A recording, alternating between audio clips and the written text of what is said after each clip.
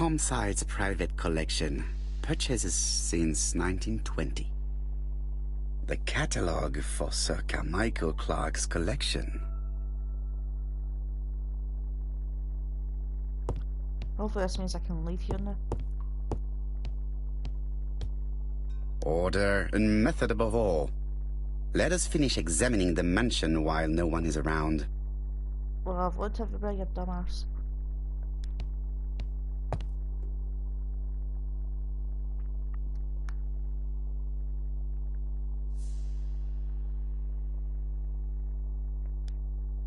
Valuers report property.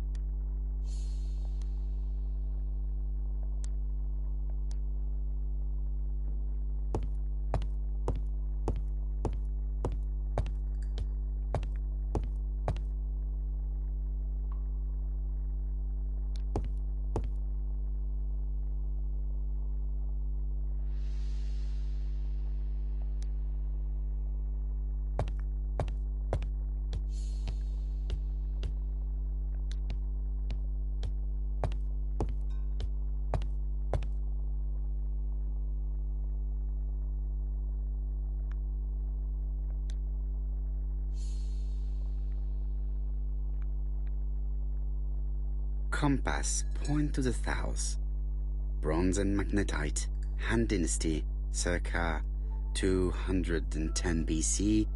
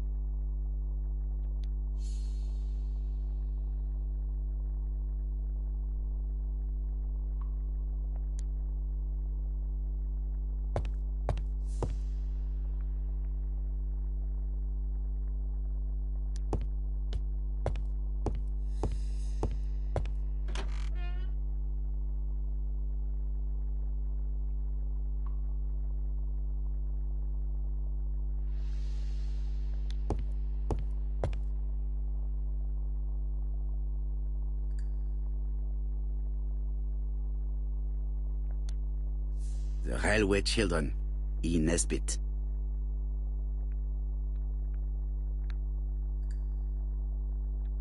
For Franklin, und Heffy's Christmas, 1910. Right, I should be able to leave now. There we go, we can.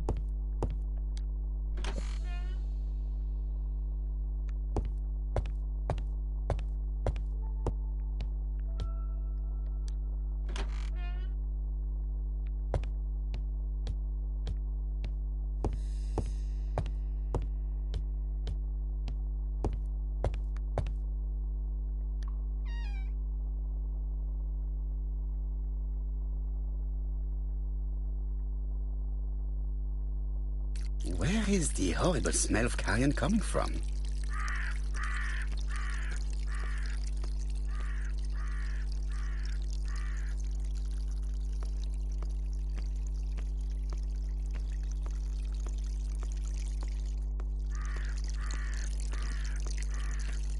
Something makes me feel uncomfortable.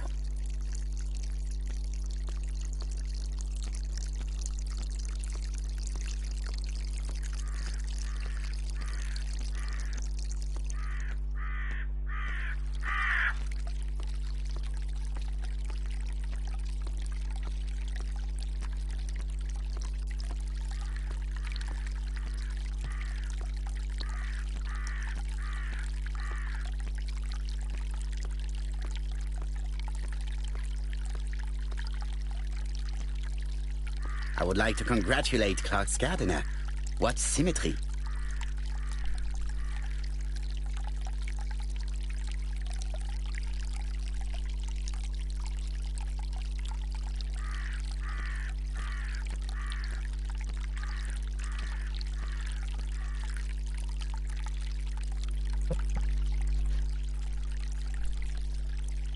Round pellets.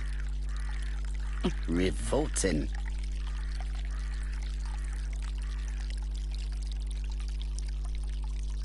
Tut-tut. The gardener does not follow the alignment. There, that's better. It is symmetrical.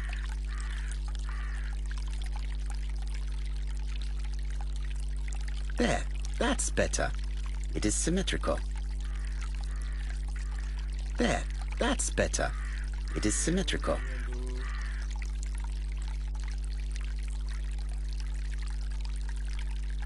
Yeah, I got a trophy. I'll check where it is later.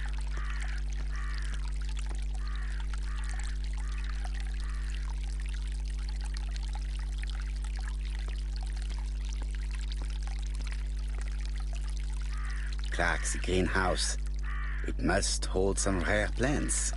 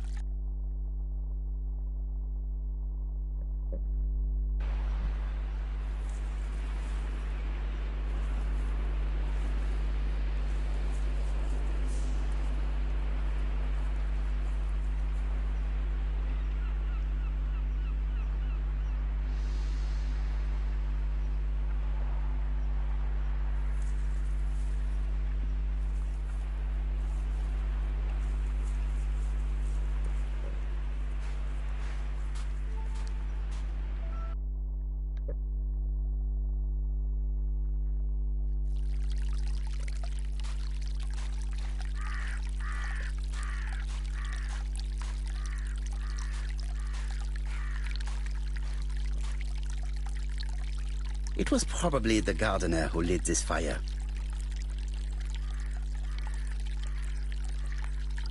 Look here. I wonder if someone wanted to get rid of these papers. This object will probably be useful to me. Let us now try and get our brain cells to work.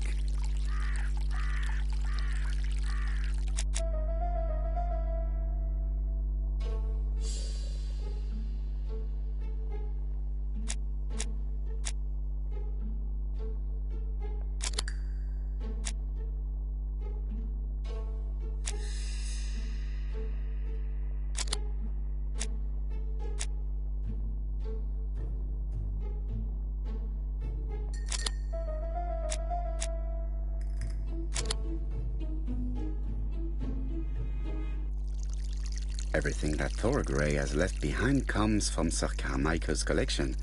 He most probably gave them to her. But he chose to leave them here rather than run the risk of being accused of theft. It is understandable when you know just how much Lady Clark mistrusted her. Let us now try and get our brain cells to work.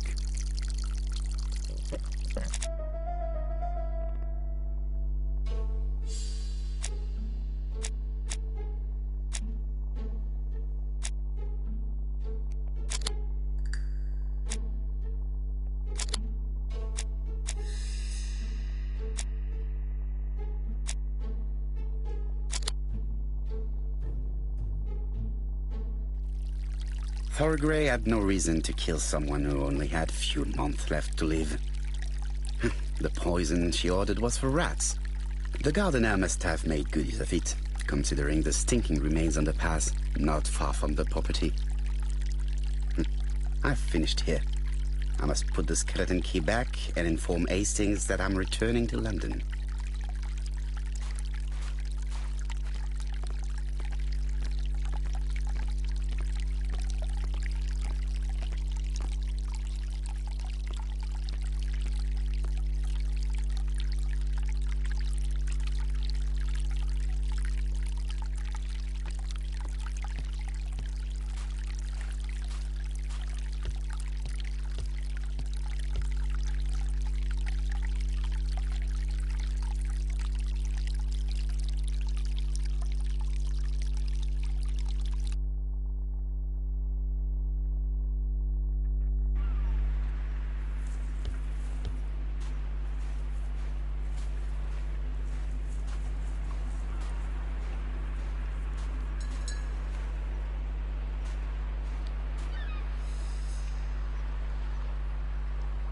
May you have peace, Carmichael.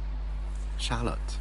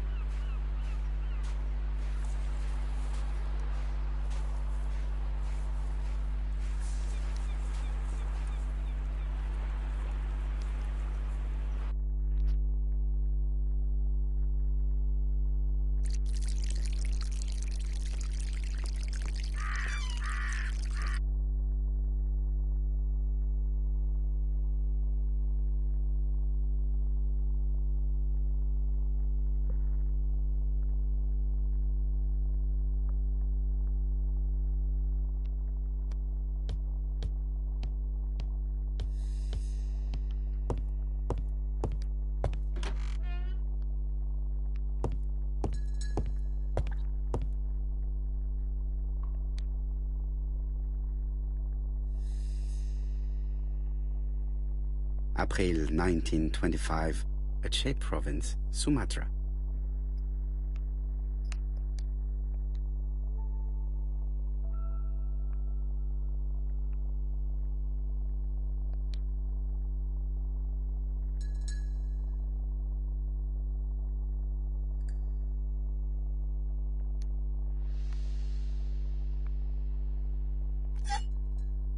Perfect.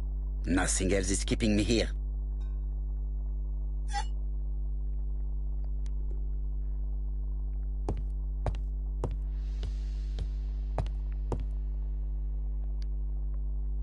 Hello, Hastings?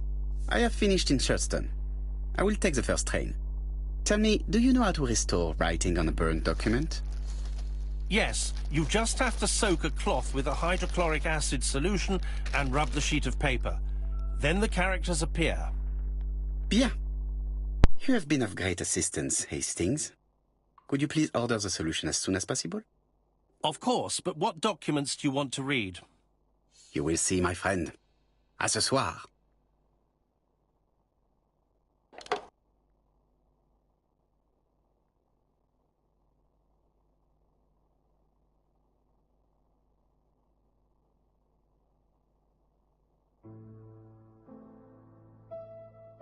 Donald Fraser is here. He insisted on waiting to see you.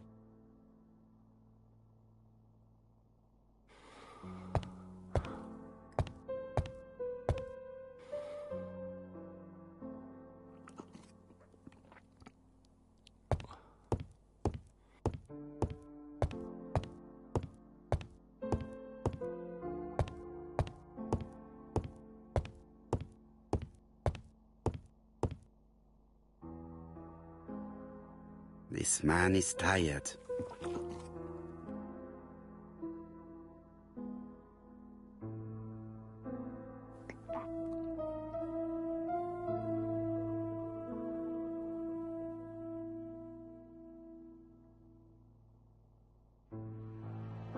Donald is short of sleep, and it looks as if he didn't even bother to undress before going to bed.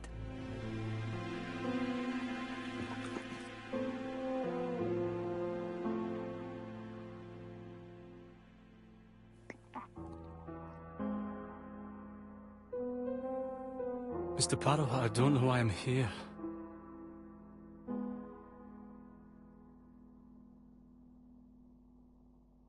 You wanted to talk, and you came to find the only man capable of hearing you. Mr. Parrow, since Betty's death, I've doubts about myself. I don't know what to do. And I keep having a horrible dream 3 nights in a row.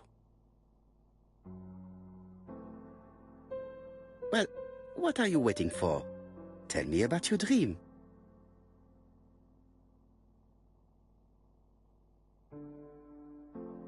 It's always the same.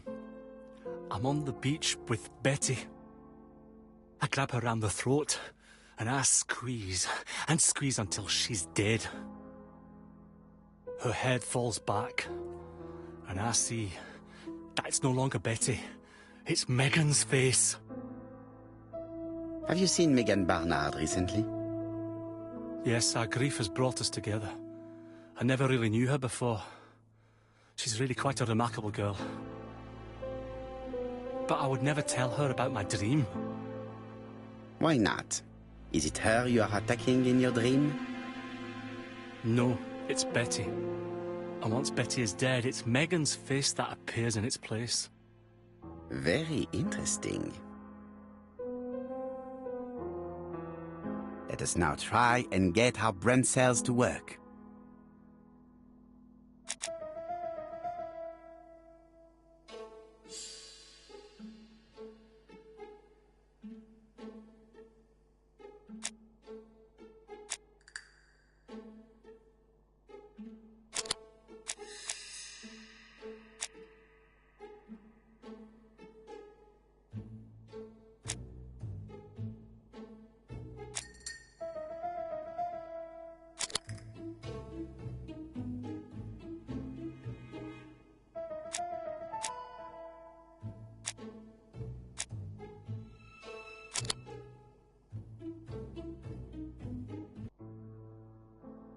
Mr. Fraser, I think that the real meaning of this dream is that you are in love with Megan Barnard.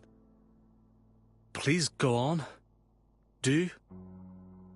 This dream certainly betrays your guilt. Oh. But what do you feel guilty about? Having killed your fiancé? Possible. Or forgetting her very quickly for her sister? Certainly. And this forgetting is perceived as a second death. So you don't really think I was the one who killed Betty? I do not exclude this theory. I am simply saying that I do not need to know that fact to explain your dream and your guilt. Thank you for being frank, Mr. Poirot. You've helped me a great deal. I'm going back to Bexhill. I'll not take any more of your time up. It is late, Mr. Fraser, and you are tired. I'll sleep on the train.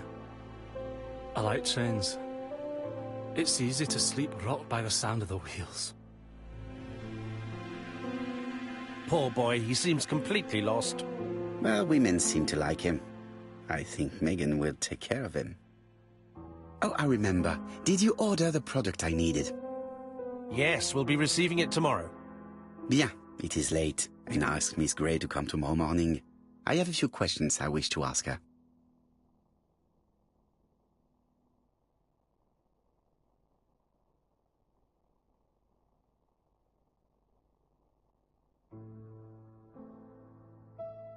Mademoiselle, I asked you here in order to answer a very important question.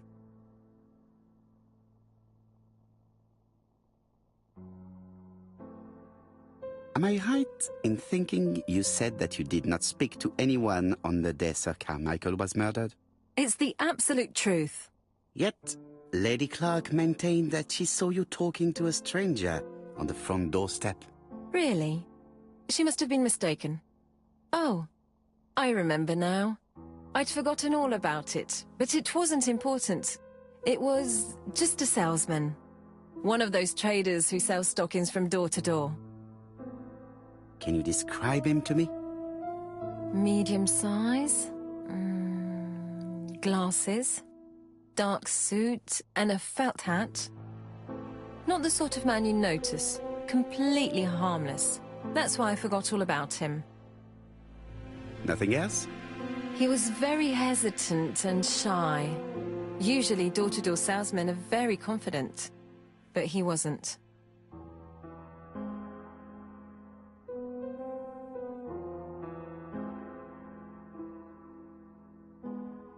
You did not leave Churston willingly, I believe.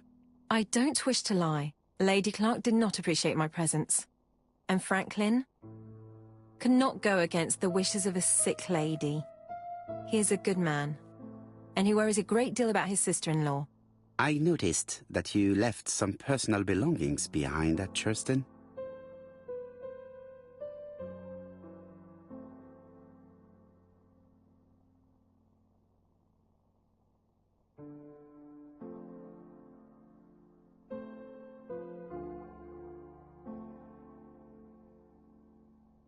Are you planning on returning to Churston?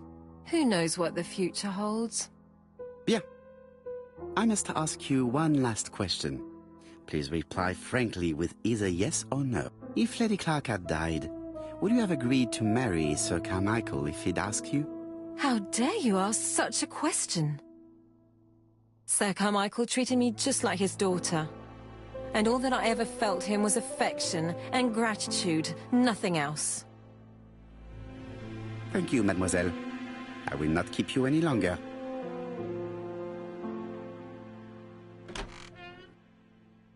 I met Thora Grey on the stairs. Her cheeks were ablaze, and she appeared to be deeply hurt. Poirot, have you offended the poor girl again? Do you have good reasons for accusing her? I accused her of nothing, Hastings. I simply asked her an important question she did not answer. Let us see if we can answer it for her. Let us now try and get our brain cells to work.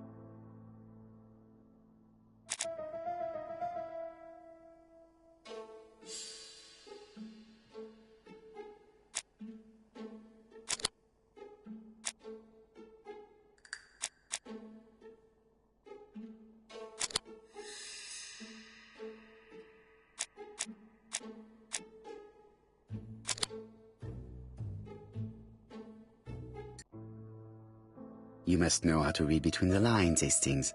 When Sir Carmichael refers to paternal affection, he is lying to himself. Read this engraving on the brooch. A dark dragon for an angel with glossy hair. These are the words of a lover, not a father. Lady Clark was not wrong. What if Sir Carmichael had fallen in love with his secretary? That doesn't mean that she forced him to do so. True, there are extenuating circumstances. She is a penniless orphan. But she's calculating. Just look how she avoided it when asked if she would have married Clark. I see. You think she seduced Sir Carmichael for her own gain, and that now she is doing the same with his brother. Poirot, your world is a very dark place. Do not get carried away, mon ami. We have another more important matter to settle. Really? Yes, would you believe that Miss Grey taught me something new? Let us now try and get our brain cells to work.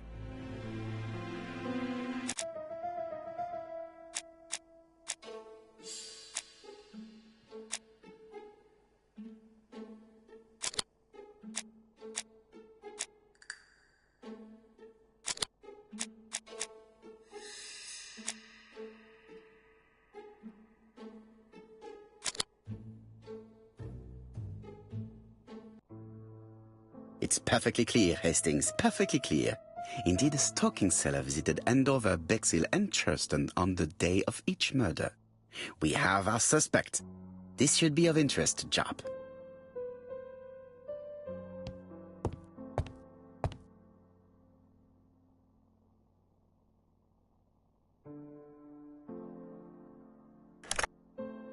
Chief Inspector, we are looking for a stalking salesman.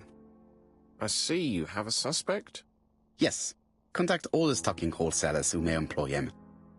Your suspect is a salesman? No, he does not take orders. He sells door to door. Right. The hunt is on.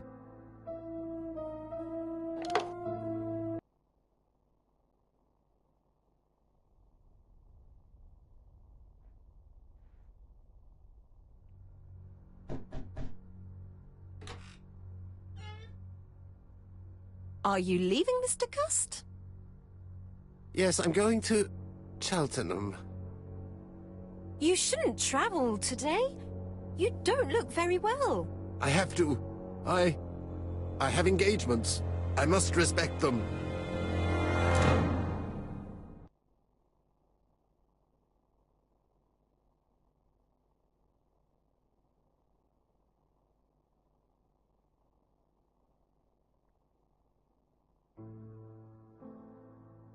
Can you get the post, Hastings?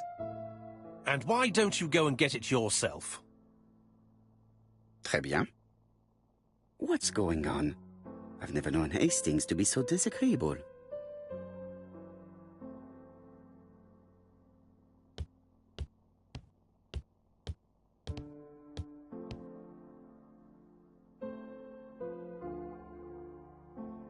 Daily Blag, August 31, 1935. Moustache at half-mast. Poirot's repeated failure in ABC case. Sometimes small things troubled great men. Hastings, faithful collaborator of the Belgian detective, knows something about it. 3 mornings in a row, he confided to us, the cook broke the egg yolks when preparing Poirot's breakfast. This apparently casual event has greatly disturbed my friend, to the point it breaks his concentration and slows his judgment. I also noticed his mustache, of which he is so proud, being duller than usual. Poirot, I assure you I haven't said any such thing to the journalists. They twist everything.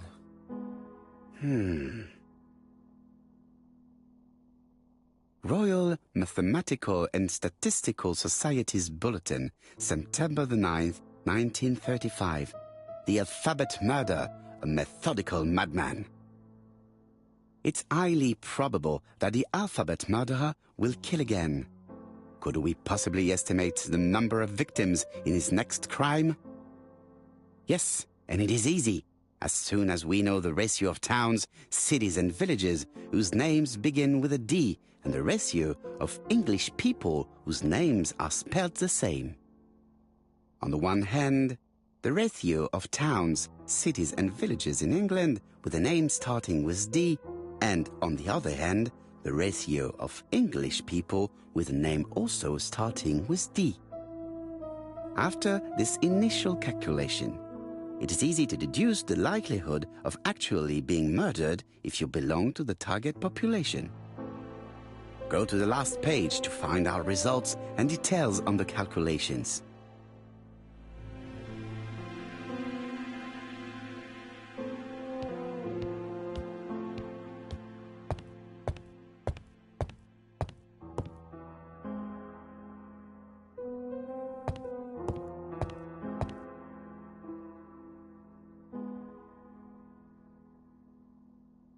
Poor Mr. Poirot. I'm quite sorry for you. If at first you don't succeed, try again. We've a long way to go still. Typery? No, that comes later. Letter T. The next little incident will take place in Doncaster on September 11th. So long. ABC. I should compare this letter with the one on my desk which I received earlier to see if it does indeed come from the same person.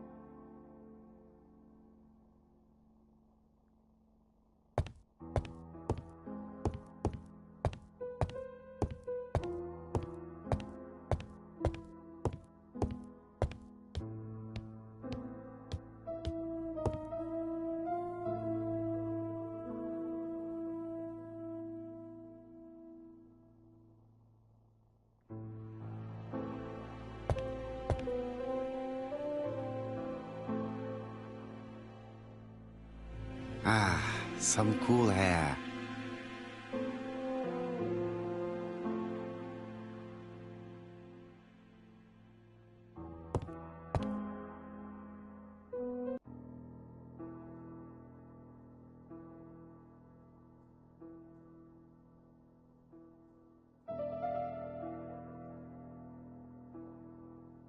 Let us examine this more closely.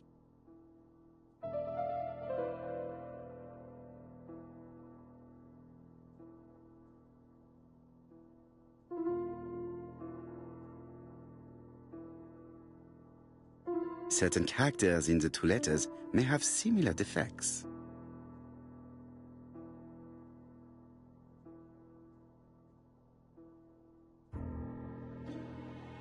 Yes, the A appears to be quite unusual.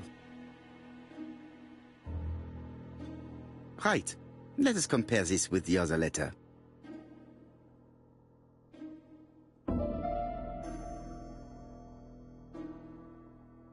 That's right. The A characters in the two letters do indeed have the same defects. I have to find some other similar defects to confirm my theory.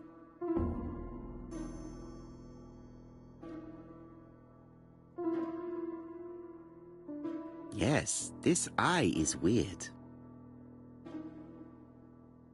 Yes, the I characters in the two letters do indeed have the same defects.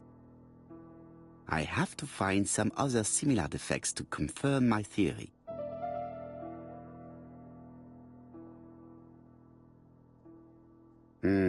The W is not printed properly. Right. Let us compare this with the other letter.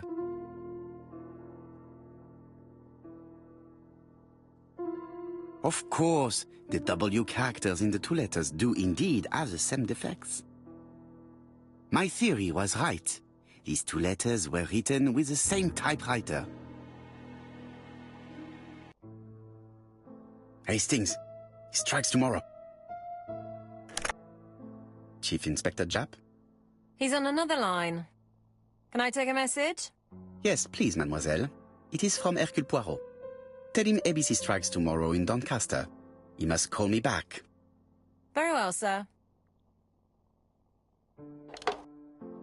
Bien, now I'm going to see what I can find from these burnt documents. I've received the product I need. Hastings, if you do not mind, I would like you to take a few notes. Yes, yes.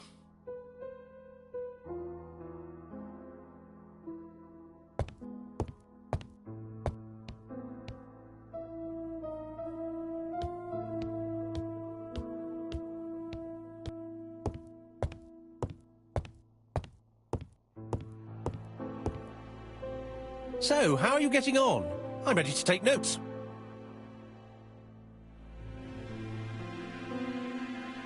Now, down to work.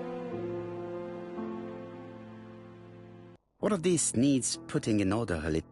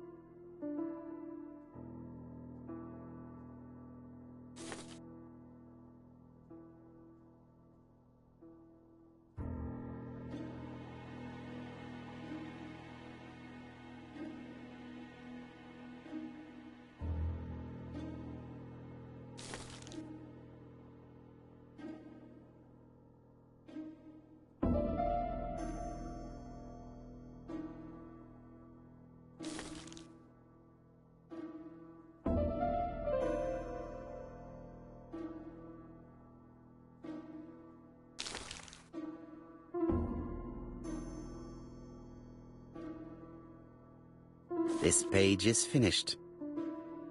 That's done. 3 more to go.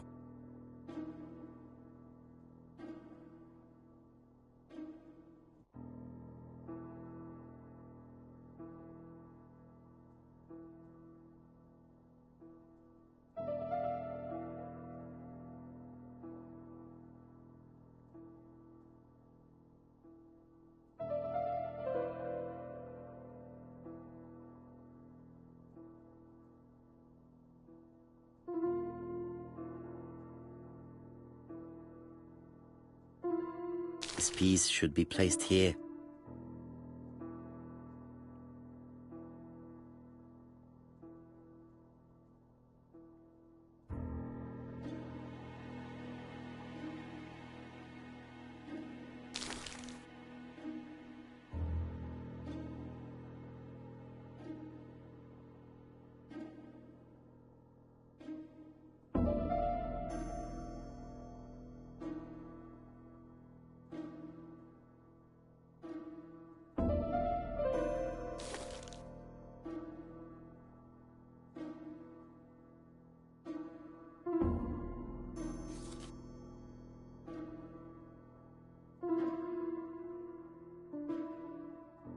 This page is finished. And that's 2 done. It's easier than I thought.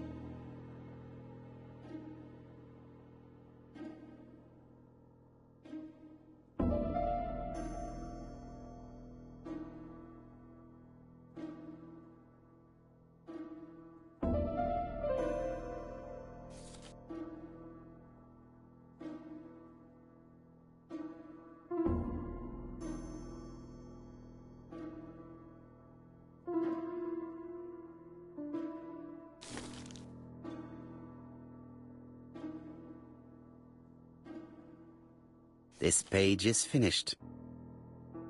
Only one more. Keep going.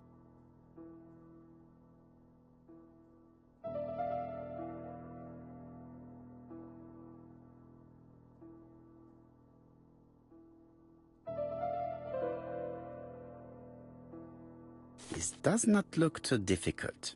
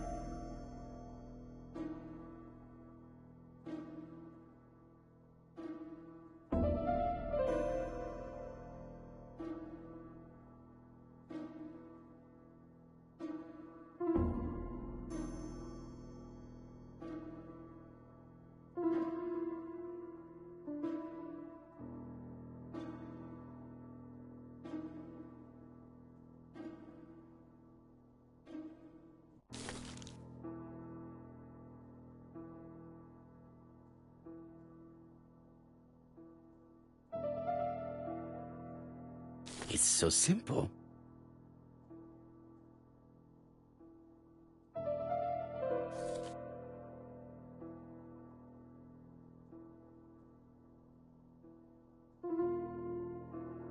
This page is finished. All the pages are reconstructed.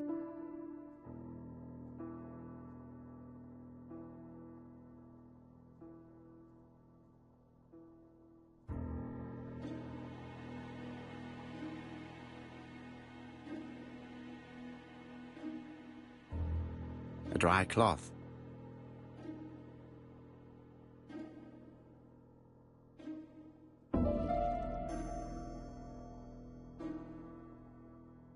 The cloth is now soaked with solvent.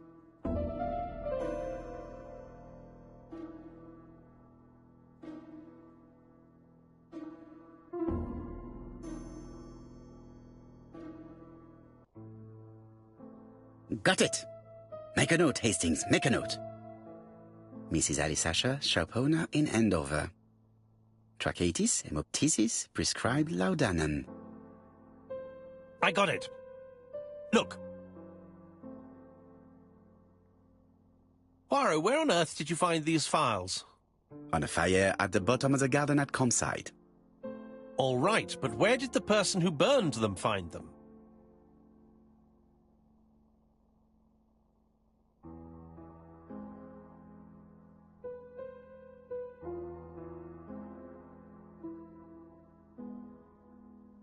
Alice Asher, shopkeeper in Andover. Tracheitis, hemoptysis, chronic cough with loss of blood. Prescribed laudanum-based cough medicine. Betty Barnard, waitress in Bexhill. Chronic bronchitis, causing dysphonia. Advised to stop smoking.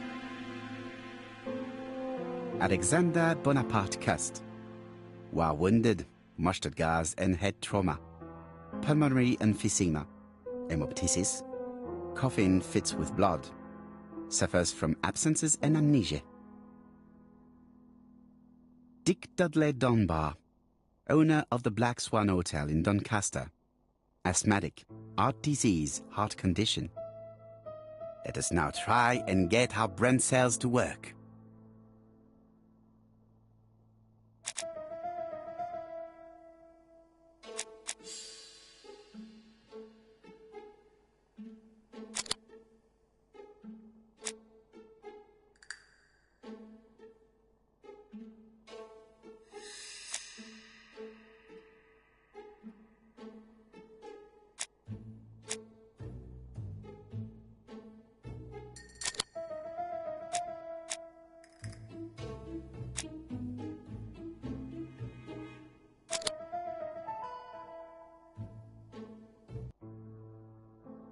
The burned documents are medical records, and without a doubt they come from Clark's archives.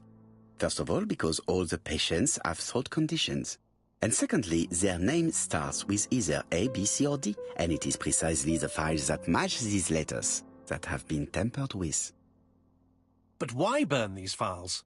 How come the names of the 2 victims appear on them? And who are the 2 other patients?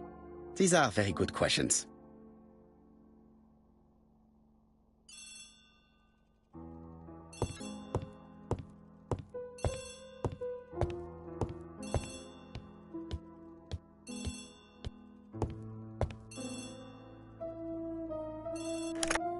Hello, Poirot?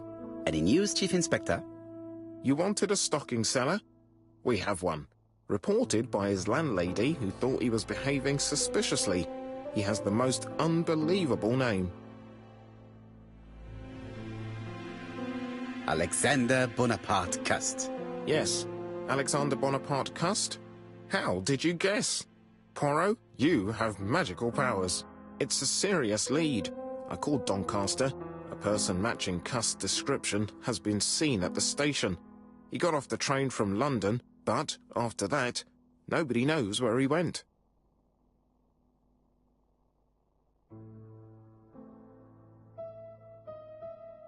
Look for him at the Black Swan Hotel.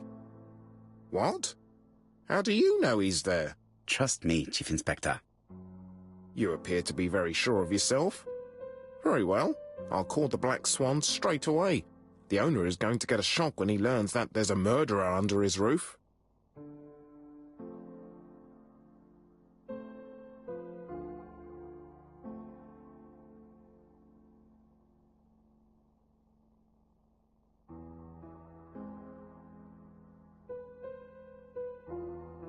Chief Inspector, I would rather call myself.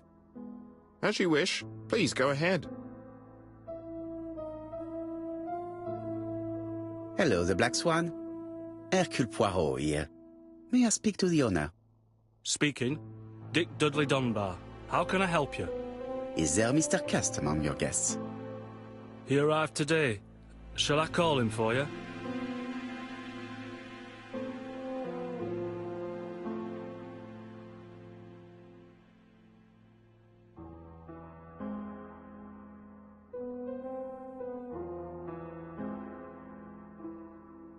No, it is you I wish to speak with. But who is this Cust? A crook. A crook? He seems such a decent chap. Do you think that Cust might be dangerous? Oh, I do hope you're wrong. He seems so harmless, you know. Oh, yes, completely harmless.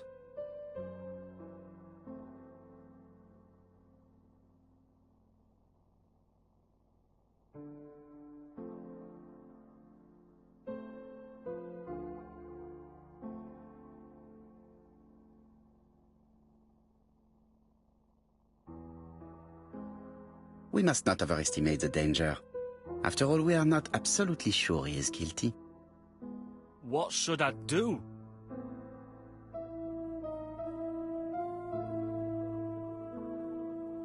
Watch him. If he leaves the hotel, watch where he is heading. I'll call the police in Doncaster immediately. When they arrive, keep out of the way. Oh, indeed. I shall keep out of the way. I have a bad heart, you see, and a big shot could kill me. Thank you for having warned me. Hello, Poirot. We have some good news. The police in Doncaster have caught our man at the Black Swan Hotel. They're sending him here by train. While we're waiting to question Cust, we could search his room in London. Where does he live? The Marbury Guest House. I'll see you there. Yes, but start without me. First of all, I have to sort out a few details for Cust's transfer. I understand. À bientôt. Hastings, we are making good progress. Please go and search the room of our #1 suspect. With pleasure. I did have a dentist appointment, but I'll cancel. The dentist. So that is why you are so nervous and bad-tempered. A visit to the dentist is never an enjoyable prospect. But an unavoidable one. Go to your appointment, Hastings. I will manage on my own.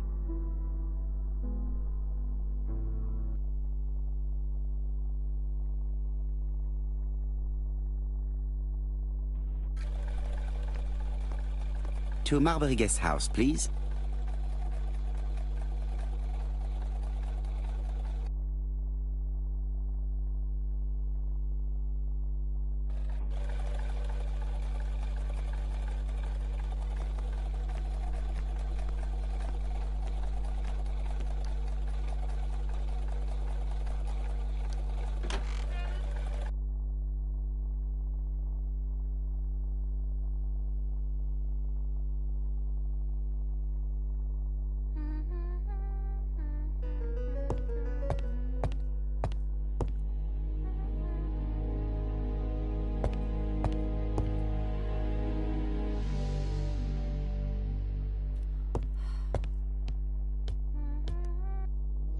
How do you do? You must be Mr. Hercule Poirot.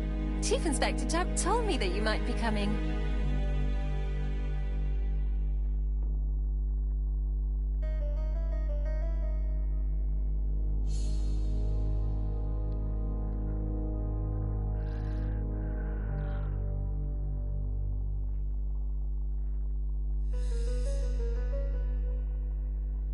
Madame, you may be of valuable help to me. It would be my pleasure to help you. Will there be some journalists there as well? I think you might even be interviewed. You are key witness. I've suspected him for some time, but he appeared so harmless. Oh yes, sometimes he got angry and waved his arms about. But even then, he wasn't frightening. And he was as gentle as a lamb again immediately afterwards. It was only this morning that I understood. He told me he was going to Cheltenham, but my daughter saw him at Euston Station. It's not the right station. To get to Cheltenham, you have to take the train from Paddington. And what's more, Mr. Cust left behind an ABC with Doncaster underlined. As you can imagine, when I saw that, I called Scotland Yard.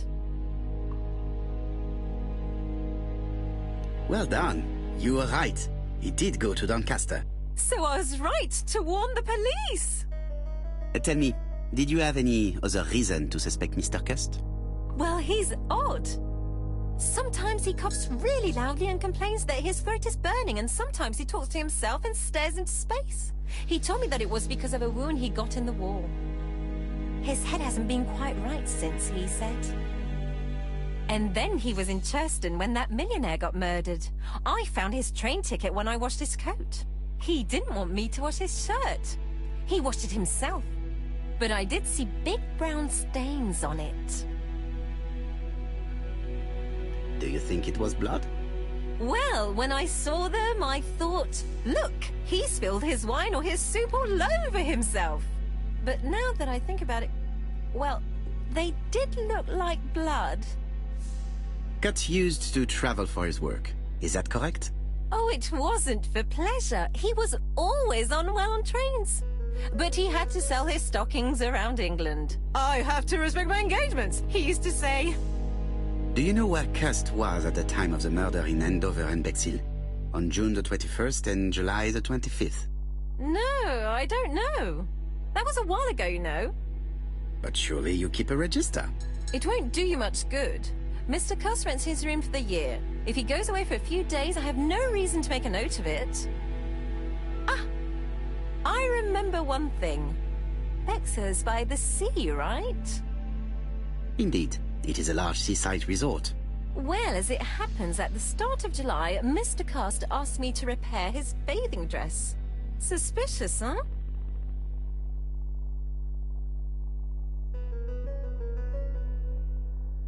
Very interesting. Please continue. I also forgot to say that he started buying newspapers that talked about the case.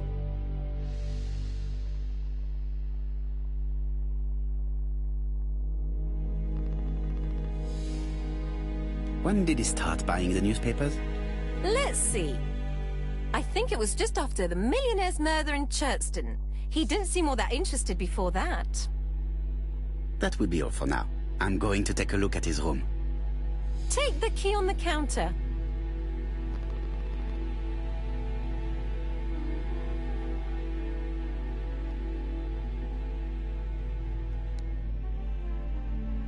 This woman appears to be in a good mood.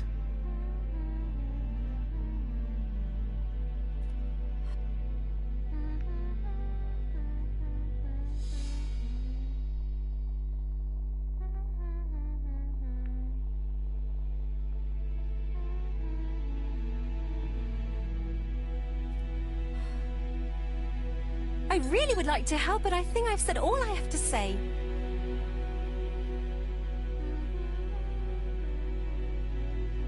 Mrs. Marbury is in a good mood. She's working very precisely in producing incredibly thin peel.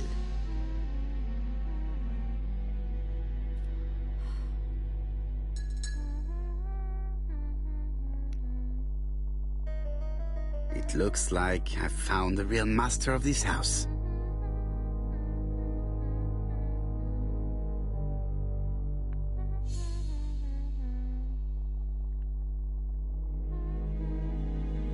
There is no need to worry about the household cat. I'm sure that Mrs. Marbury lets it do what it pleases.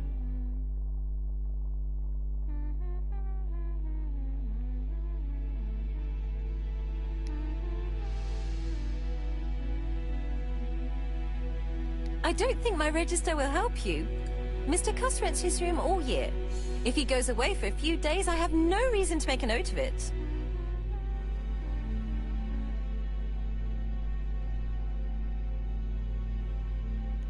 The truth is becoming apparent, and I have something to say to Mrs. Marbury.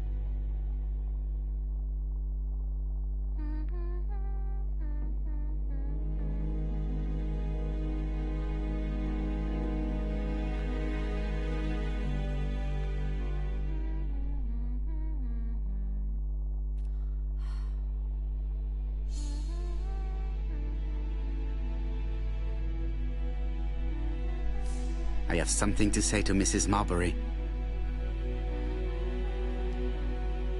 Mrs. Marbury, if I am to believe the register, you rented room 306 to a certain Mr. Fishman on the day of the Bexhill murder? Room 306 is Cust's room. Can you explain yourself? Yes, I remember. Just for one night as a favor. Mr. Cust was away, all my other rooms were taken, and poor Mr. Fishman had nowhere to go.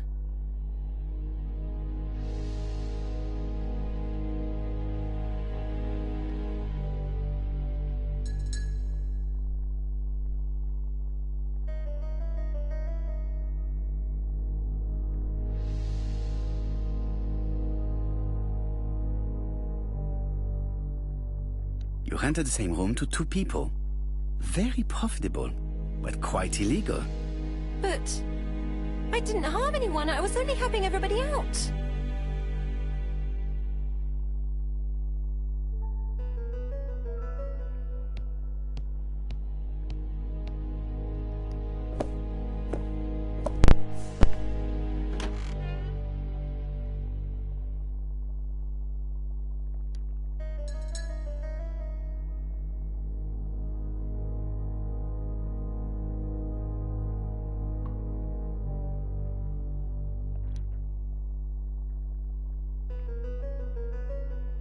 Trousers, white shirts. Everything has been washed very well. The Bexhill Daily paper, dated from the day of the Bexhill murder. All the main articles referring to the ABC case are here, from the Churston murder onwards. Nothing before that date. Most probably the basting dress repaired by Mrs. Marbury's expert hands.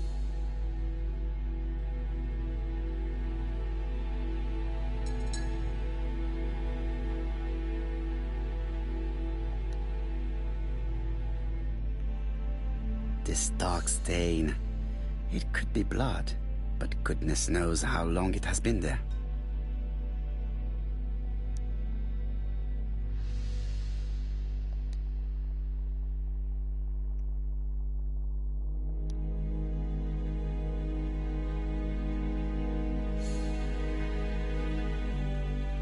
Laudanum Cameron's Chemists. Laudanum, a medicine for coughs. It is what Dr. Clark prescribed for Mrs. Asher. This subject will probably be useful to me.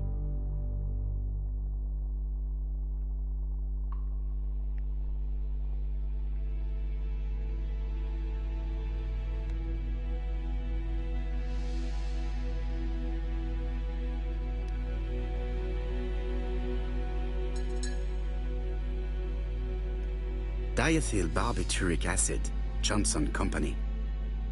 I know this medicine. It is a powerful sedative. This subject would probably be useful to me.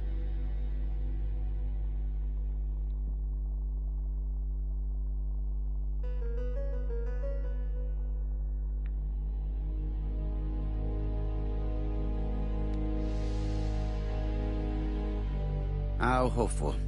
This place is a real mess.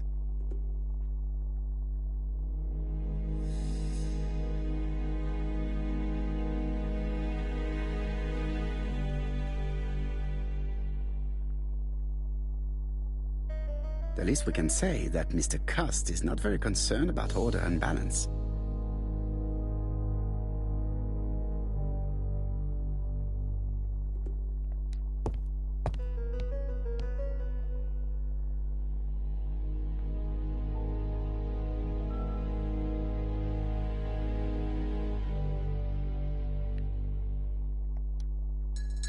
I have to get the ribbon. How am I going to do it?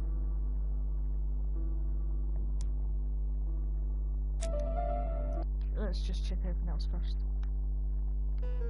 It's an ABC.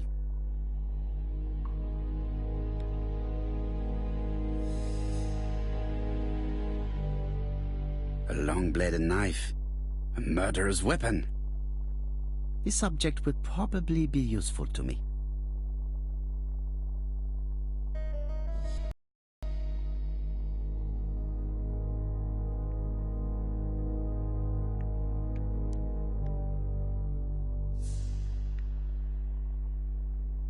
Cust is parsimonious.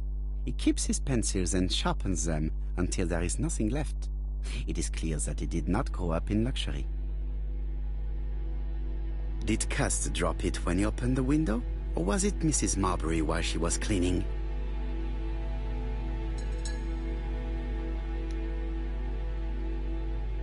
John Milligan, Managing Director, Silky Legs, Frederick Street, Leicester. To A.B. Cust, Marbury's Guest House, 1935, May the 21st. Dear Sir, further to our letters dated 5th and 10th of the month, we confirm we are you as door-to-door salesman, according to the conditions stated in our previous letters. We will send you the articles by mail and also a Redfield typewriter we will be using for every business letter. Regarding the schedule of your rounds, please do as following. June 21. Andover. Arrive by train the 20th in the evening and get a room at Station Hotel. Start your turn in the north part of the town. This letter establishes that Cust went to Andover, but the ink has hidden the destinations of his other trips. I know from Mrs. Marbury that he went to Churston. I just have to show that he went to Bexhill, and I will have proved that he was present at all the crime scenes.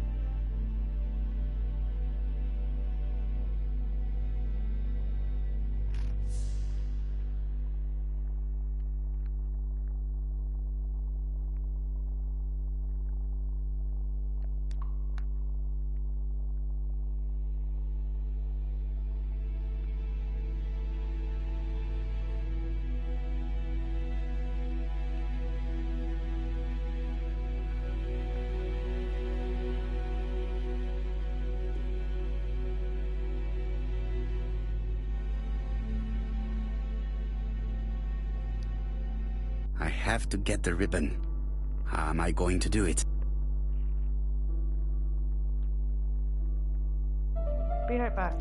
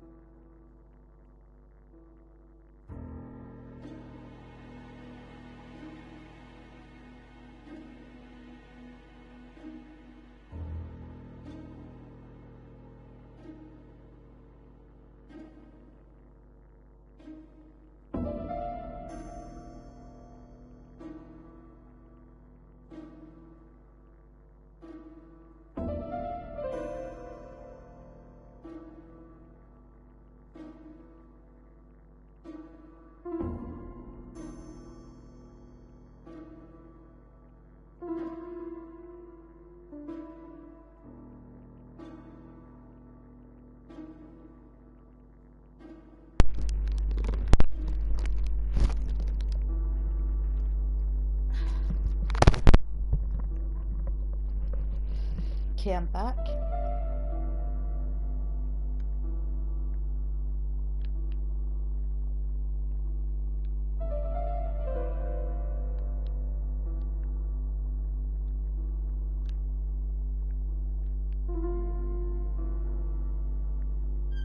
The left-hand heel has been removed.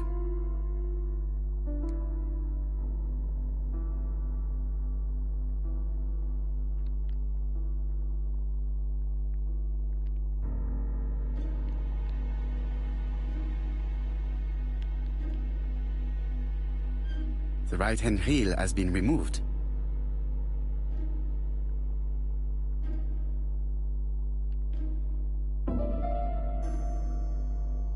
Something is blocking the ribbon.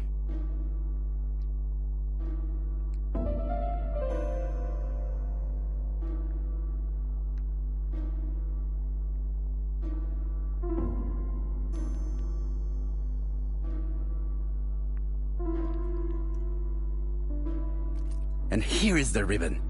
Let us see if it was indeed used to write the letters sent by ABC. I only need the ink ribbon for my inquiry. I will let Jack clean the keyboard if he wishes.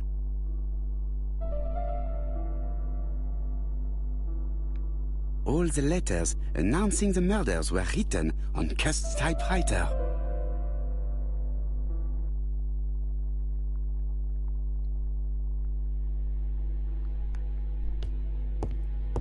ABC guys, enough to sign about a dozen murders.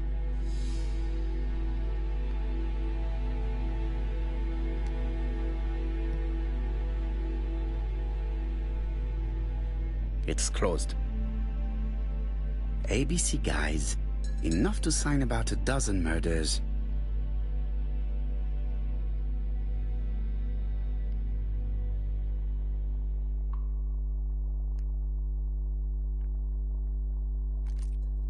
This knife is very useful. Who knows, maybe it never cut anything other than string.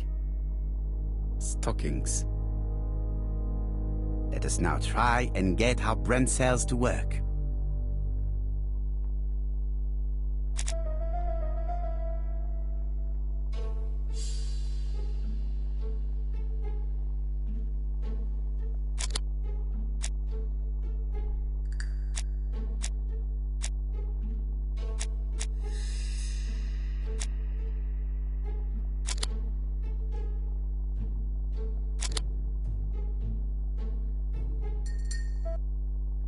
The register shows that Cust did not sleep at the guest house on the day of the murder. Where was he? Bexhill. The Bexhill paper reveals it. Cust bought this newspaper in Bexhill on July the 25th. No use continuing the inspection of this room. I've seen all there is to see.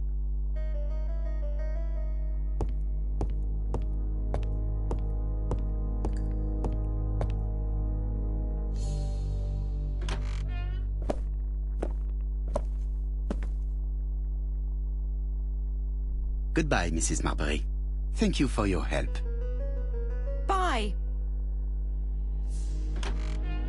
Ah, Chief Inspector. I was about to leave. Good evening, Chief Inspector. Welcome. Please excuse me, I must go to the kitchen. I'll leave the key of Mr. Cust on the counter. I'm sorry I'm late. I've spent ages with the Doncaster police. And you? I have established one fact. On 3 occasions, Cust was at the scene on the day of the crimes.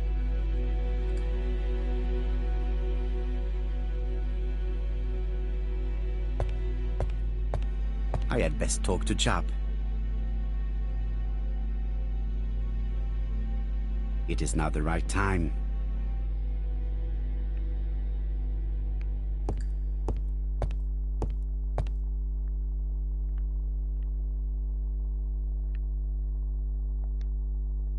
I've listened closely to what you have to say, Poirot. For me, there's no doubt Cust is guilty. Do you have any element that might prove the contrary? That is what we're going to look for. Let us now try and get our brain cells to work.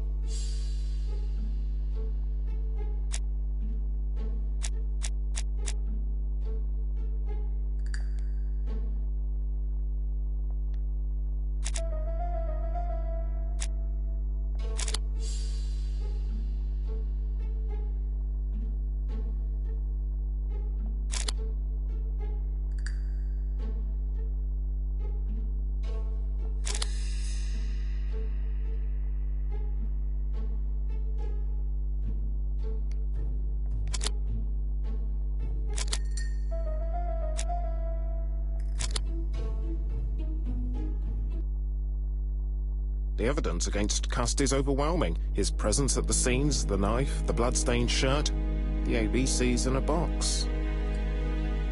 C'est vrai. However, the blood Mrs. Marbury saw on Cust's shirt may have been his own. According to his medical records, he suffers from hemoptysis.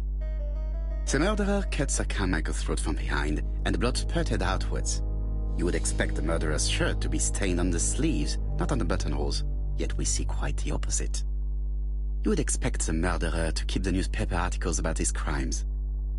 But Cust's collection starts in Cheston, as if it discovered the case rather late. I agree it's troubling, but it doesn't change my mind. There's small details that we should be able to clear up by questioning Cust. When can we talk to him? Doncaster is sending him to us on the first train. Are they questioning him already? He says he can't remember a thing. It's plausible. Doctors say he suffers from absences and amnesia. Mrs. Marbury has confirmed this. He may have done the murders in an altered state. A familiar situation. It's not enough to clear his name. Dr. Thompson insisted that even if you don't know what you're doing, you never commit a murder without wanting to. Très intéressant. I shall remember that. Right. I'll go and examine the suspect's room. Chief Inspector, I took the liberty of removing a few clues to Examinatum. All right, we'll discuss them tomorrow. In the meantime, I'm going to see if you've missed something.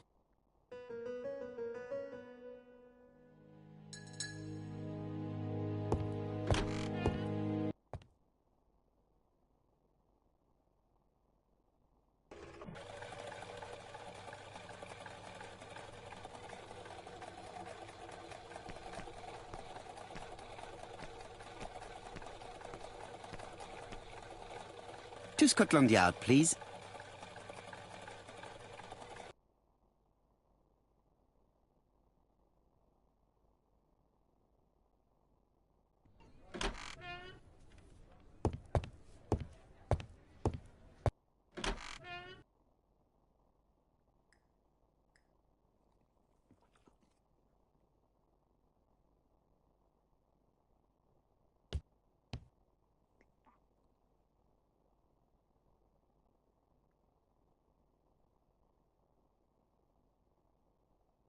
This man is not in good shape.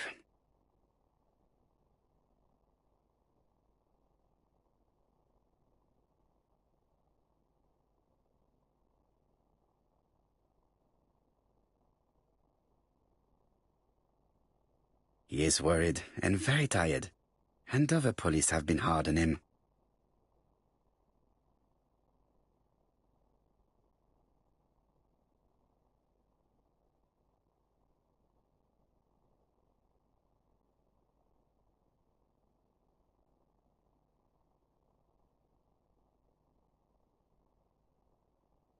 What do you want from me?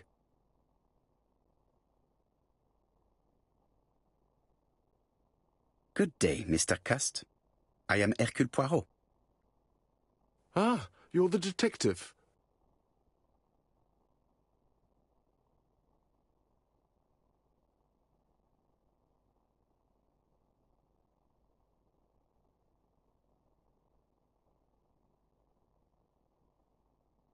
Why did you send me a letter before each crime? Why all these questions? When are you going to stop pestering me?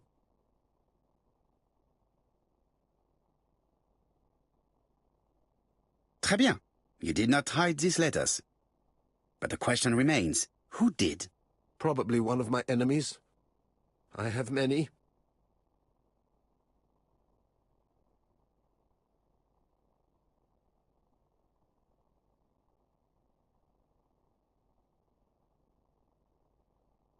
I do not believe that you are capable of murder, Mr. Cust. I hope not.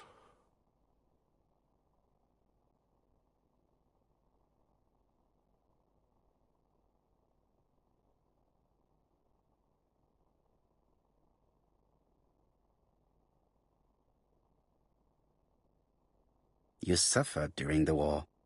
It's true. I was wounded. I suffered. But the army was the only place I didn't feel inferior. No questions. Just orders to follow. But ever since you were wounded, you have absences, bouts of amnesia. And headaches. Professor Clark treated you. Yes, a few years ago he really helped me with my burned throat.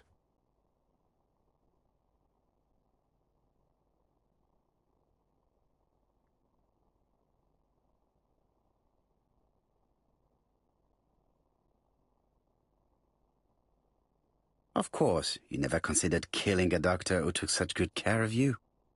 No, never.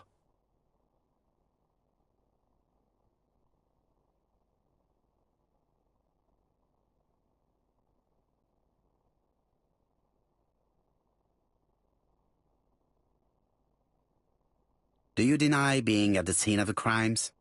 So? There was no harm in being there. It was only for my work.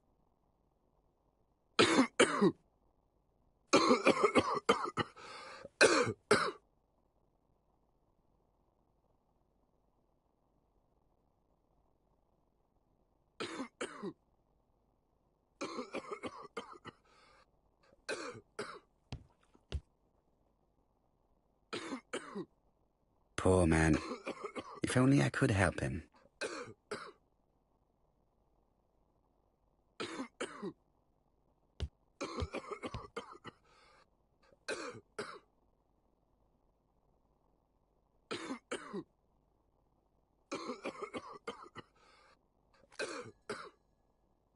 Take this.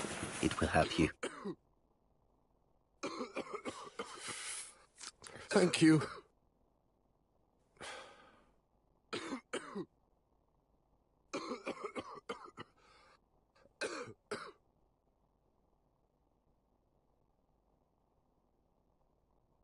Oh, good God, my shirt is covered in blood again. Bon. I now know where the bloodstains Mrs. Marbury saw came from. Are you well enough to speak? Yes, I feel much better.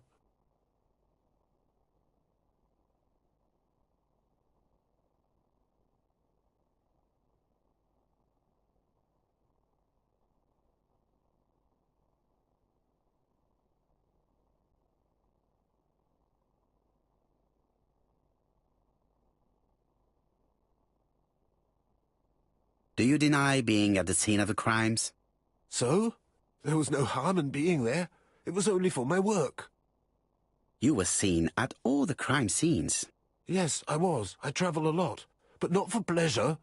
I am terribly unwell in trains. But I had to respect my engagements. My employer gave me very precise written instructions about the towns I had to visit. Let's see. The company you claim to work for, Silky Legs, has never heard of you. And as for these letters they sent you, they were written on your own typewriter. The company sent me the typewriter when I started working for them. Yes, but the letters were received afterwards.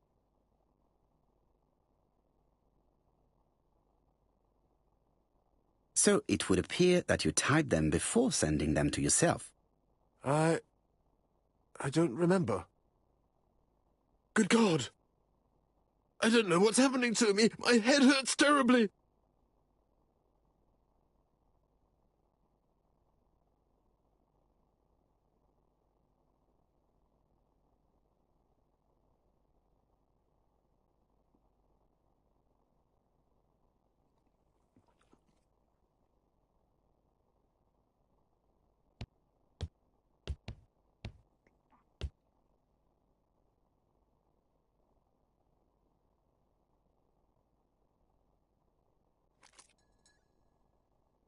Take this.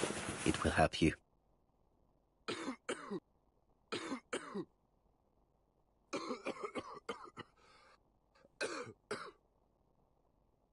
Oh, I think I'll be fine. Let us see, Cust. Look at me. You know very well that you committed these murders? Yes, I know. But I'm not wrong in saying that you do not know why you committed them. No, I don't.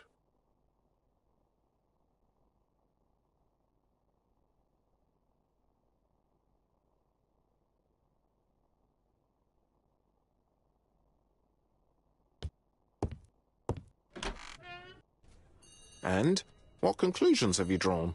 Plenty. It might help us to understand him a little better. Let us now try and get our brain cells to work.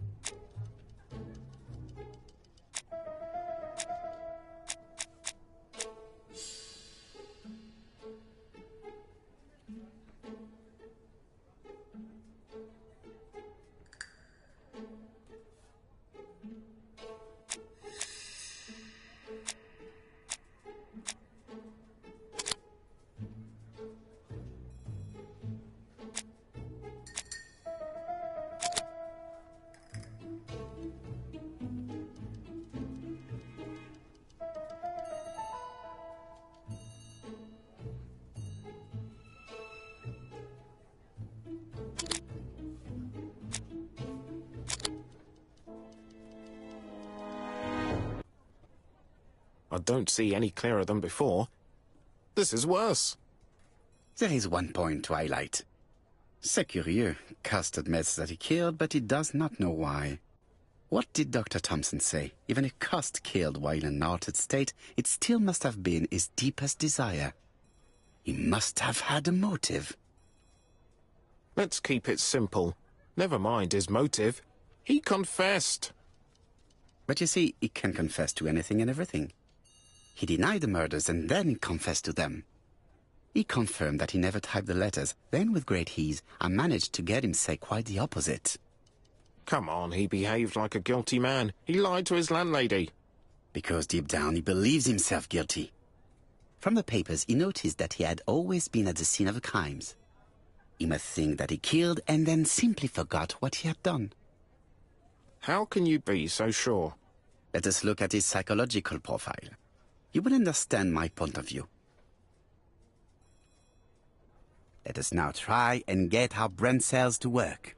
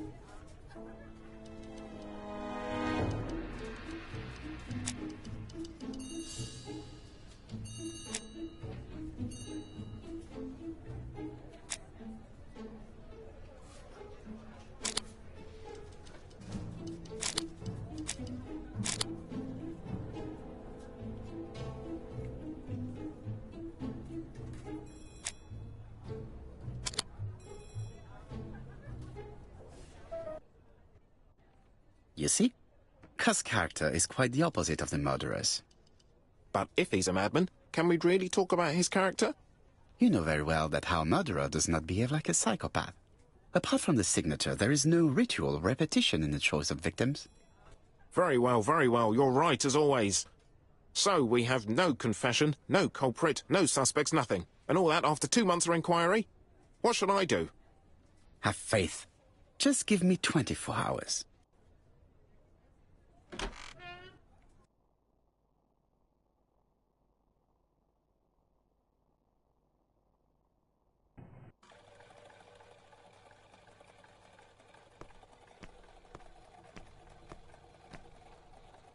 To White Haven, please.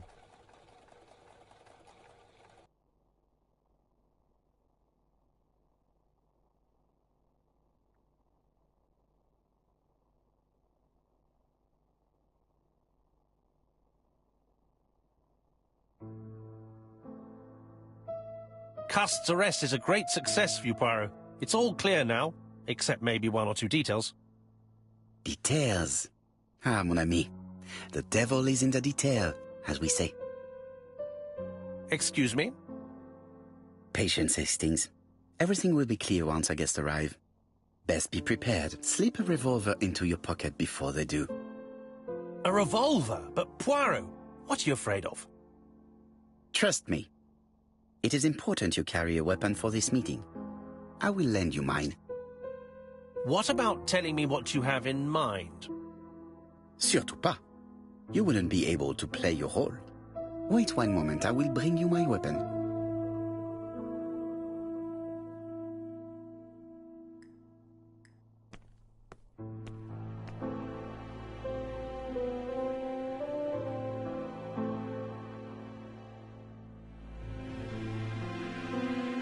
Hastings' photo album.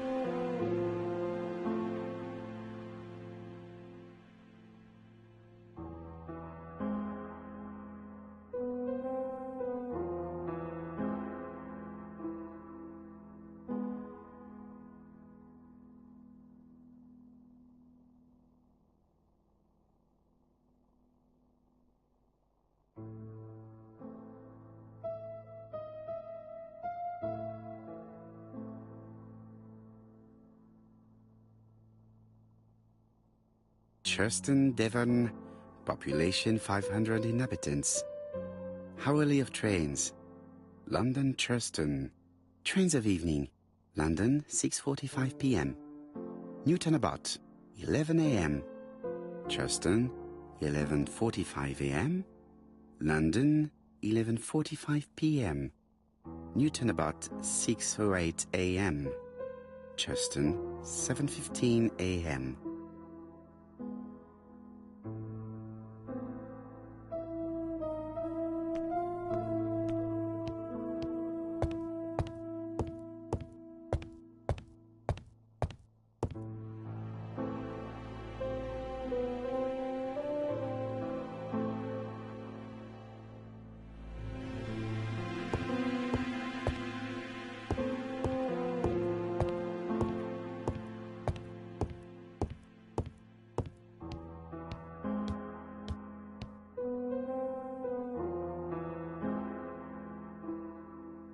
Daily Flicker, September the 11th, 1935. ABC affair, Terminus Doncaster. Japp and Poirot arrest the killer. A.B. Cust is the name of the alphabet murderer. The police have arrested him in a hotel in Doncaster. He was preparing to kill his 4th victim, Mr. Dick Dudley Dunbar, the establishment's manager.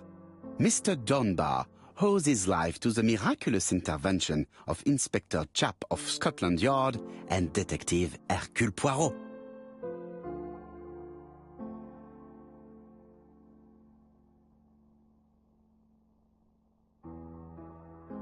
The Lancet, September 11th, 1935. General Medical Journal. The alphabet murderer is not... Our assertion has just been confirmed by Professor Thompson, a Scotland Yard expert, who has spoken to the prisoner at great length. Not all obsessional killers are psychotic, he explained. It is true that Cust has a disturbed personality and memory disorders. But his amnesia, whether real or pretended, does not alter the fact that he was perfectly lucid at the time of his acts. Therefore, he will not escape punishment.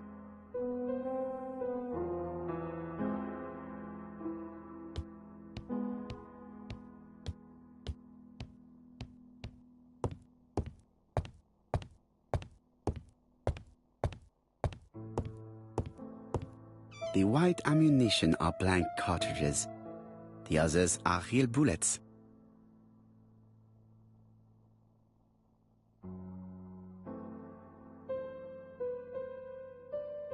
I have to choose the type of bullets to load.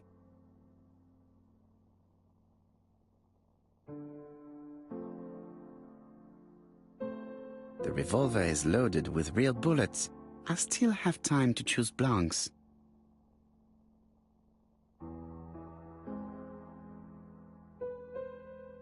The revolver is loaded with blanks. I still have time to choose real bullets. The revolver is loaded with real bullets. I still have time.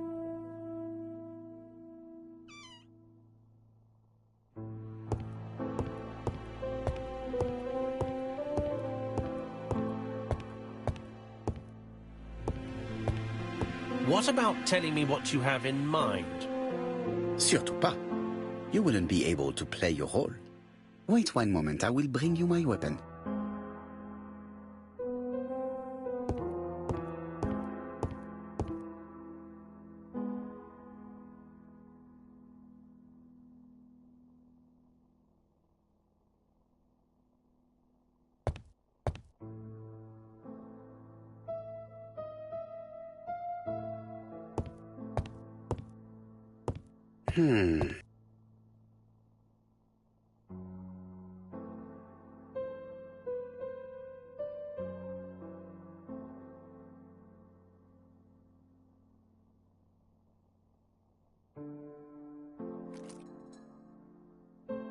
Voila, I entrust you with my weapon. It has hardly been used, it is almost new.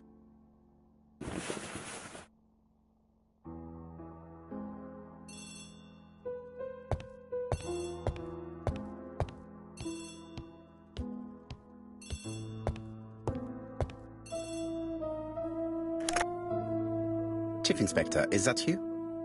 Yes. Sorry, but we haven't found anything. Have you checked the typewriter? And the packaging, the letter, and the ribbon reel. We've only found prints left by Cust and his landlady. Well, never mind, I shall make do. So, are you still going to hold your meeting? Of course, Chief Inspector. I can hear my guest coming up the stairs. Why have you brought us here, Mr. Poirot? Since Cust's arrest, I thought it was all done and dusted. Miss Gray formally identified him, as well as Miss Barnard. Yes, and the stockings he saw drove the same brand as the ones found at my aunt's. This is all true. However, a case is not closed if some questions remain open. And one question is, why did the murderer send me his letters? Why did he challenge me, Hercule Poirot? Perhaps he wanted to play with you, to taunt you. Xenophobia? Maybe he didn't like you because you're foreign. I may be wrong, but maybe by provoking you, he was looking for glory? All these theories should be studied. Let us now try and get our brain cells to work.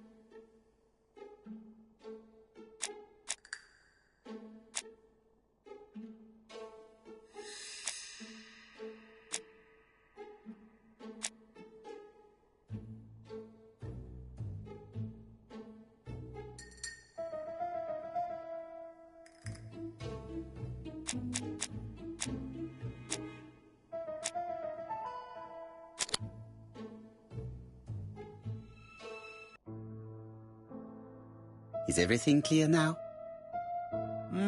You might like to explain your reasoning again. Of course. First of all, remember that the murderer made it a rule to always post his letter before the murder. He never digressed from that rule. However, in Churston, he encountered a problem. The village has only 500 inhabitants. With advance warning, it would be easy to arrest him. Therefore, the murderer delayed his letters deliberately with the wrong address. The plan wouldn't have worked if he'd sent it to Scotland Yard or the papers because everybody knows their addresses. The mistake would have been corrected and the letter would have been on time. That is why the murderer chose me as the recipient. Because for his plan to succeed, it was necessary for at least one of the letters to have a wrong address and get lost. It was very cunning. Absolument. It is a very subtle plan. It matches the profile we have drawn up of him perfectly. That of an intelligent, daring and calculating murderer. But that's not how you describe Cust. You are quite right, mademoiselle. Like you, I find it hard to believe that this dull character is the clever murderer we are looking for. Do madmen... I mean, if he's mad, he might have two very different sides. No doubt. But the murderer is not mad. All the specialists agree that he does not have the profile of the psychopath. But if Cust is not guilty, how do you explain his presence at the scene of the crimes? Mr. Clark, the answer to your question is in the medical records of your brother's patients. Documents which Cust most certainly did not have access to. Let us now try and get our brain cells to work.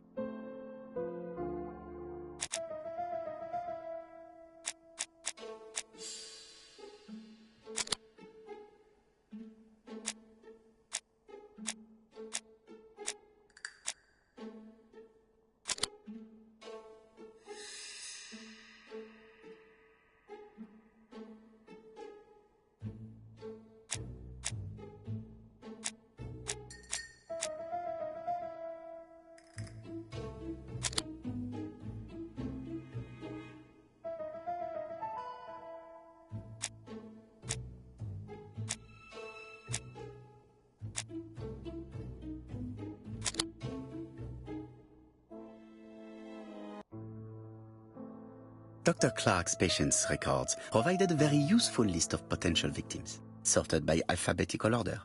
The killer definitely used it, explaining the fact that all the victims were former patients of the doctor. It is this fact that clears Cust once and for all, because he never had access to these records. So how did he happen to be at the scene of the crimes? Either the murderer sent him there, or Cust was following him closely. Cust's highly suggestible nature leads us to the second hypothesis. The murderer was manipulating him. He systematically sent Cust to the towns where he was going to strike, so that the suspicion would land on the poor man's shoulder. That's evil. What sort of killer could have such a plan? And what would he gain from three completely different murders? Indeed, it seems unlikely that the same murderer committed all the crimes. What should we take from that?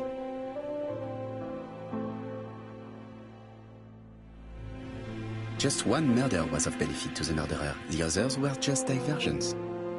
On reflection, there is only one conclusion. The murderer killed once out of interest and twice to divert our attention. This reasoning points at two potential culprits. Franklin Clark. Donald Fraser? Yes, mademoiselle. That's good thinking. Mr. Fraser may have killed Betty out of jealousy. Mr. Clark may have killed his brother in order to inherit his large fortune. Both have a motive. But Donald did not have access to Dr. Clark's records. Please allow me to disagree with you, mademoiselle.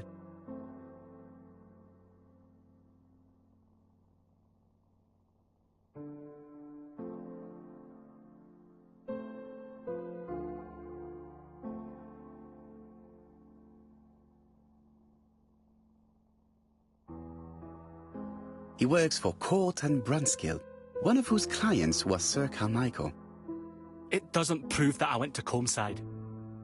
You could have done it, and you may have used the opportunity to take a look at Sir Carmichael's records.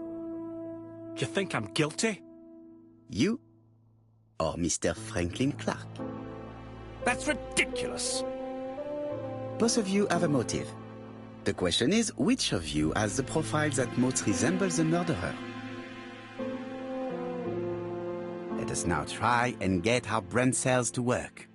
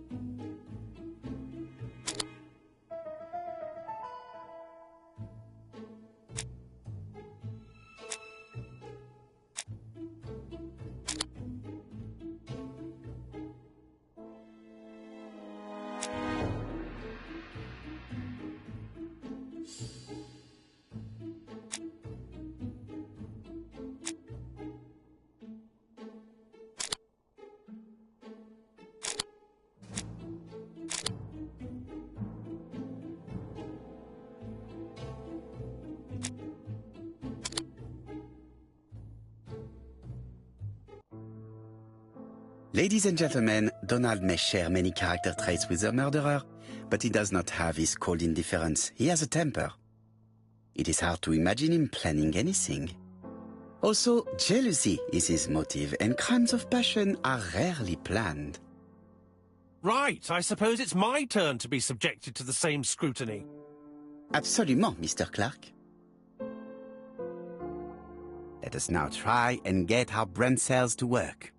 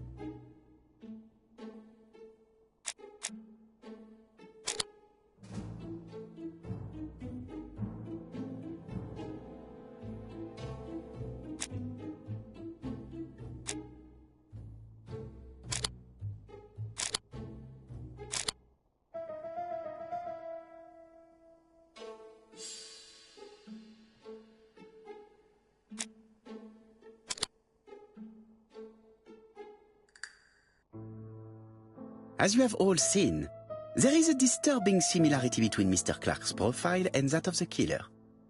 In actual fact, it is exactly the same. Mr. Poirot, your psychological studies are interesting, but your conclusions do not add up. Why would I have wished my brother's death? The inheritance is lawfully mine. I just have to wait. No, you had to act quickly. Because of Miss Grey. Mademoiselle, although you haven't been telling the truth, there is no doubt in my mind that you would have found a way to marry Sir Carmichael after Lady Clark's death. For you, Mr. Clark, it was a disaster. If Miss Grey had children by your brother, you would not have inherited a thing. You realized the danger after reading several letters from Comside, especially one in which your brother opened his heart to you. So you hurried home from China, and you took action. In truth, Cust was no more than a puppet manipulated by the real culprit. You, Mr. Clark. Such an imagination, Mr. Poirot. In fact, nobody manipulated Cust. The famous instructions he received by post. He wrote them on the typewriter. We know that for sure. Oh, no. You know perfectly well. That is not true. Eh bien, voilà. Light has now been shed on the ABC murders. Your theories are ingenious, but you haven't any proof. 1 point to him. For the moment, I have no material proof. Either I admit to it, or I bluff.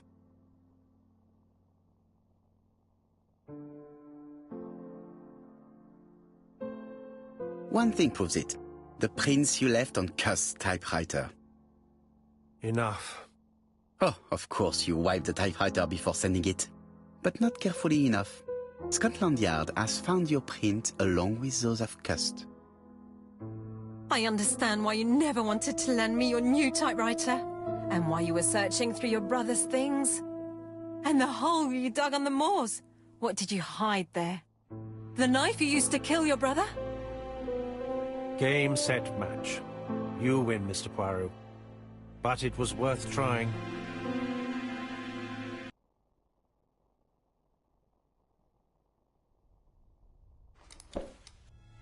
Don't come near me! I'll never let you take me, Mr. Poirot!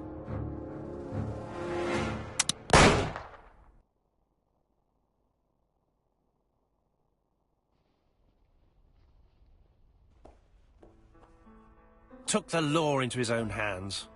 He had no right. He should have paid for his crimes. I should have expected what he did.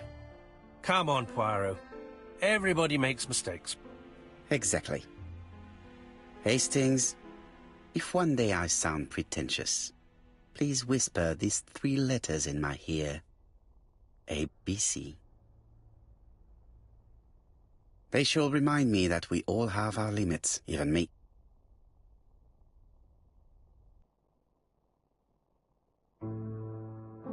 Disappointed at having missed the chance to become Lady Clark, Thora Grey left England.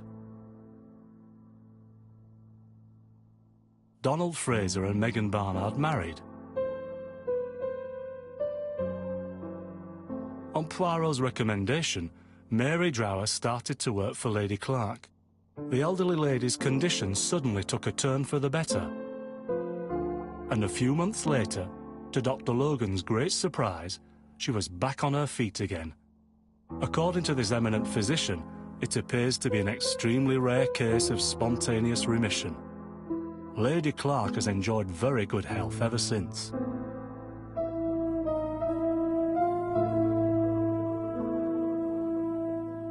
Journal of an Innocent. The incredible story of ABC. As for A.B. Cust, after being advised by Poirot, he made a great deal of money by selling his story to the press. And as for me, and with business booming, the Black Swan has become the #1 tourist attraction in the whole of Yorkshire, even more popular than York Minster.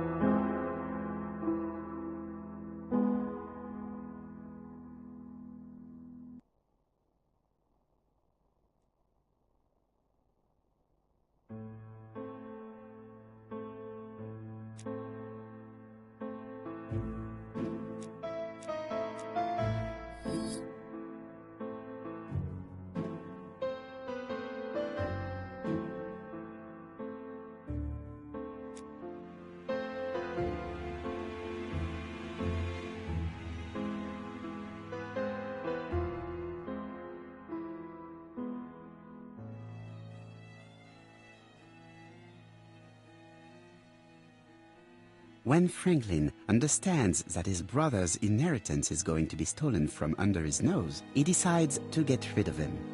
In order not to be considered as a suspect, he has the idea of including the murder as part of a series that the police will put down to a madman. Franklin uses Sir Carmichael's medical records to choose his victims as well as the ideal suspect, Alexander Bonaparte Cust, who was seriously wounded in the war and suffers from bouts of amnesia. Franklin writes the letters he will send me before each murder on his own typewriter in advance. He contacts Cust by letter and offers him a job. Cust is convinced that he is working for a hosiery company. In reality, it is Franklin that sends him his instructions, his goods, and even his typewriter. When we receive the first letter, Hastings thinks that it is a joke. As for me, filled with foreboding, I prefer to inform Chief Inspector Japp. Following his written instructions, Cust goes to Andover. He visits Mrs. Asher's tobacco shop and sells her a pair of stockings. After Cust's visit, Franklin, in turn, enters the tobacco shop. Mrs. Asher is not suspicious of the murderer, whom she takes to be an ordinary customer. The old lady turns around to take a packet of cigarettes. She is beaten to death. We investigate the first murder with Hastings. No suspect has a motive. A few weeks later, we receive a second letter signed ABC. Chief Inspector Japp is informed. The victim's name should start with the letter B. Alexander Bonaparte Cust goes to Bexhill. He sells Mrs. Barnard a pair of stockings. Betty Barnard leaves her work. She's dressed to go out. The young woman is strangled on the beach. Betty was killed by the man who had arranged to meet her that evening, the seducer Franklin Clark. In Bexhill, Donald Fraser appears to be the perfect suspect for Betty's murder, but he has no connection with Mrs. Asher. 5 days after the Bexhill murder, Cust goes to Churston for his work. In the afternoon, Soagre turns away a stocking seller. After dinner, Sir Carmichael Clark takes his usual walk. His brother waits for him, hidden behind a bush. The murderer leaps out from his hiding place and cuts Sir Clark's throat. The third letter arrived late. Franklin deliberately wrote a wrong address. In Churston, Thorogray and Franklin Clark are the main suspects. Back in London, Cust is seized by violent coughing fit and brings up blood. He stains his shirt, which later frightens his landlady. We receive the final letter from ABC. The next murder will be in Doncaster. The second general meeting in London highlights the common point between the victims: stockings and a throat condition. Cust's landlady telephones Scotland Yard to tell them about her suspicions. Cust is arrested shortly afterwards in Doncaster. Franklin had planned a fourth murder in Doncaster. He abandons the idea after Cust's arrest. Cust confesses to the crimes he did not commit. He's an easy culprit. Too easy. Franklin Clark is unmasked. He is the true culprit and the man who manipulated Cust. And there we have it. Another case solved by Hercule Poirot.